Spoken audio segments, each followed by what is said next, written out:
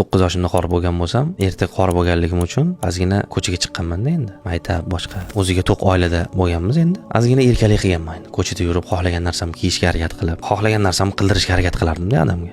Otam, Alloh rozi bo'lsin ulardan, mani qiyinchilikni ko'rishimni tarafdor bo'lgan ekanlar, yaxshi bo'lgan ekan. Vaqtlar o'tib, moddiy holatimiz birdan o'zgardi. Men ishlashga majbur bo'lib qoldim. Keyin metan zapravkaga ishga kirganman. Tashqarida ishlanka ulaydiganga ishga kirgizib qo'yishgan meni. Rosa qiynalganman endi xullas. Ko'cha supirtirishardi, agarotlarni tozalattirishardi. Endi shunaqa alam qilyaptiki endi. Men puldor odamni bolasi edim-ku. Men xohlagan narsam bo'lish kerak edi-ku, xohlagan narsamni kiyardim-ku degan fikrga kelyapti. Keyin bir hafta, 10 kun, bir oy ishladim. Ko'nikdim oxir. Keyin o'sha paytda tan oldimki, harakat qilishim kerak bo'lgan payt kelib qopti. 24 soat ishlayman, agarotda ishlayapman deb og'ir qabul qildim. Men bitta o'zim ekanman. Men o'zim harakat qilishim kerak ekan. O'zim qadam-qadam yuksalishim kerak ekan. Bo'ldi deb tan oldim. Men bitta nastroykani to'g'irladim. Endi taslim bo'ldim-da, Xudodan so'rab ishlashni boshladim endi. Keyin operatorlikka olishdi meni. O'zbekistonda 2018da Qur'on musobaqasi bo'ldi. Musobaqada yaxshi o'rinlar berishdi menga. Keyin ular bilib qolib, meni qalamni o'zgartirib yuborishdi. Demoqchimanki, bu yerda farzanga nisbatan yoki inson o'ziga nisbatan ham shu qiyinchilik degan narsani tatib ko'rish kerak ekan. Bo'lmasam inson baribir tan olar ekan bir kuni. Shuning uchun